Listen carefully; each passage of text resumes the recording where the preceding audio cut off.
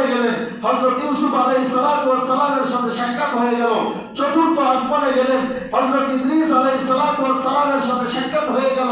পঞ্চম আসমানে গেলেন, হযরত হারুন আলাইহিস সালাতু ওয়াস সালামের সাথে সাক্ষাৎ হলো। ষষ্ঠ আসমানে গেলেন, হযরত মুসা আলাইহিস সালাতু ওয়াস সালামের সাথে সাক্ষাৎ হলো। সপ্তম আসমানে গেলেন, হযরত সাইয়্যিদুনা ইব্রাহিম আলাইহিস সালাতু ওয়াস সালামের সাথে সাক্ষাৎ করলেন। সেখান থেকে বাইতুল মামুর পরিদর্শন করলেন। বাইতুল মামুর পরিদর্শন করার পরে আর একটু সামনে গেলেন। যাওয়ার পরে এবার যেটাকে বলে সিদরাতুল মুনতাহা, এ পর্যন্ত সীমানা শেষ। আর জিবরাইলের যাওয়ার অনুমতি নাই। জিবরাইল ওখানে গিয়ে আটকে গেলেন।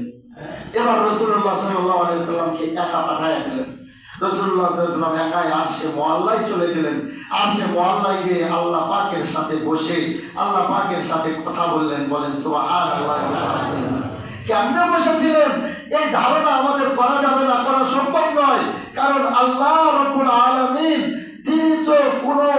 তিনি তো আসলে কোন জায়গার মধ্যে বসতে পারবেন কিংবা তিনি যে আয়াতের মধ্যে আসবেন এমন তো নয়।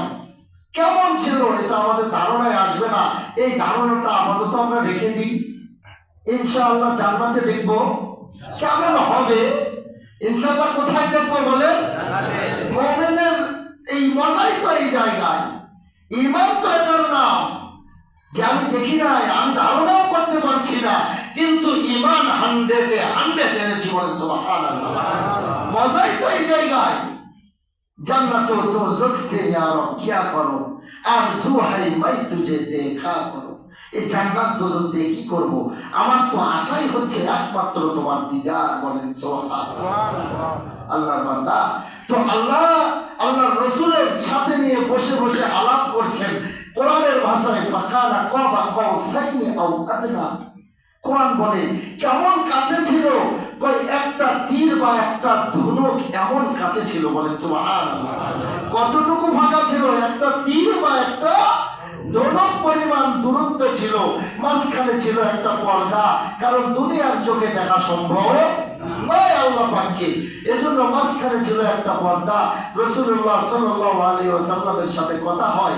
এই যে মেরাজ, এই মেরাজটা সংগঠিত হওয়ার পরে রাসূলুল্লাহ সাল্লাল্লাহু আলাইহি ওয়াসাল্লাম জান্নাত দেখলেন, জাহান্নাম দেখলেন, জাহান্নামীদেরকে দেখলেন, হাউজে কাউসার দেখলেন। সব কিছু দেখার পরে আল্লাহ পাকের কাছে যে গেছেন, যাওয়ার সময় আল্লাহর রাসূল হাদিয়া নিয়ে গিয়েছিলেন। আত-তাহিয়াতু লিল্লাহি ওয়াস সালাওয়াতু ওয়াত তাইয়্যিবাত। এই হাদিয়া নিয়ে গেছিলেন। আল্লাহু আকবার বলেন। আল্লাহর কাছে কি হাদিয়া নিয়ে গেছেন? আপনারা বলেন 5 ওয়াক্ত নামাজে, সুন্নত, বেতের ইত্যাদি নামাজে যখন বৈঠকে বসেন কি বলেন? আত-তাহিয়াতু লিল্লাহি ওয়াস সালাওয়াতু ওয়াত তাইয়্যিবাত। এই হাদিয়া নিয়ে রাসূলুল্লাহ সাল্লাল্লাহু আলাইহি ওয়াসাল্লাম আল্লাহর কাছে গেছেন। আল্লাহকে এই হাদিয়া দিয়েছেন। আত-তাহিয়াতু লিল্লাহি ওয়াস সালাওয়াতু ওয়াত তাইয়্যিবাত। এতটুকু হাদিয়া আল্লাহকে দিয়ে দিয়েছেন। এবার আল্লাহ নিজে হাদিয়া দেয় রাসূলকে। আল্লাহু আকবার। আসসালামু আলাইকা আইয়ুহান নাবিয়্যু ওয়া রাহমাতুল্লাহি ওয়া বারাকাতুহু। আল্লাহ নিজে হাদিয়া দেন। আল্লাহু আকবার। আসসালামু আলাইকা, সালাম আপনার উপরে, ইয়া আইয়ুহান নাবিয়্যু, হে নবী আপনার উপরে সালাম, ওয়া রাহমাতুল্লাহি ওয়া বারাকাতুহু, এবং আল্লাহ পাকের রহমত আর বরকত আপনার উপরে। বলেন সুবহানাল্লাহ। আল্লাহ রাসূলকে হাদিয়া দেয়। ফেরেশতারা শোনা মাত্রই সমস্ত ফেরেশতারা এক বাক্যে বলে ওঠে, আসসালামু আলাইনা ওয়া আলা ইবাদিল্লাহিস সালিহিন। বলে সুবহানাল্লাহ। যে খালি রাসূলের উপরই আল্লাহ সালাম দিলেন, একটু আমাদেরকে দেন না। এজন্য সমস্ত ফেরেশতারা বলে ওঠে, আসসালামু আলাইনা, আমাদের উপরও শান্তি বর্ষিত হোক, আমাদেরকেও সালাম দেন। ওয়া আলা ইবাদিল্লাহিস সালিহিন, এবং সমস্ত নেককার বান্দাদেরকে একটু সালাম দেন। এই হাদিয়া যখন দেওয়া নেওয়া শেষ হয়ে গেল, এবার যখন ফেরার পালা, মাঝখানে যা কথা হয়েছে তার হাবিব আল্লাহ পাক তার হাবিবের সাথে, তার বন্ধুর সাথে আলোচনা করেছেন। এরপরে ফেরার সময় হাতে করে কিছু মিষ্টির প্যাকেট ধরে দিয়েছেন যে 5 ওয়াক্ত নামাজ। কয় ওয়াক্ত নামাজ? কথা বলে কয় ওয়াক্ত নামাজ? 5 ওয়াক্ত নামাজ। প্রথমে দিয়েছিলেন 50 ওয়াক্ত নামাজ। ষষ্ঠ আসমানে কে ছিল? কথা বলেন। মুসা আলাইহিস সালাতু ওয়াস সালাম ষষ্ঠ আসমানে মুসা আলাইহিস সালাতু ওয়াস সালামের সাথে সাক্ষাৎ হয়ে গেছে। বলে 50 ওয়াক্ত আমার উম্মতকে দিয়েছিল 2 ওয়াক্ত, আমার উম্মত আদায় করতে পারে নাই, আর তুমি নিয়ে যাচ্ছ 50 ওয়াক্ত, তোমার উম্মত তো আদায় করতে পারবে না, ফেরত যাও, গিয়ে আরো কমায়া নিয়ে আসো। কমাইতে কমাইতে 5 ওয়াক্ত পর্যন্ত এসেছে। 5 ওয়াক্ত নিয়ে যখন ফেরত আসে তখন মুসা আলাইহিস সালাম আবার পাঠায়, আল্লাহর কাছে আল্লাহর রাসূল যাইতে শরম পায়, আমার কাছে যাওয়ার পরে এবার আর বলতে সাহস পায় না যে আরো কমায়া দেন। তবে বলে যে ইয়া আল্লাহ, আমার কাছে 50 ওয়াক্ত দিয়েছিলেন, আমি তো কমাইলাম সত্য, কিন্তু 5 ওয়াক্ত পড়লে 50 ওয়াক্ত পড়লে 50 ওয়াক্তের সওয়াব পাইতো।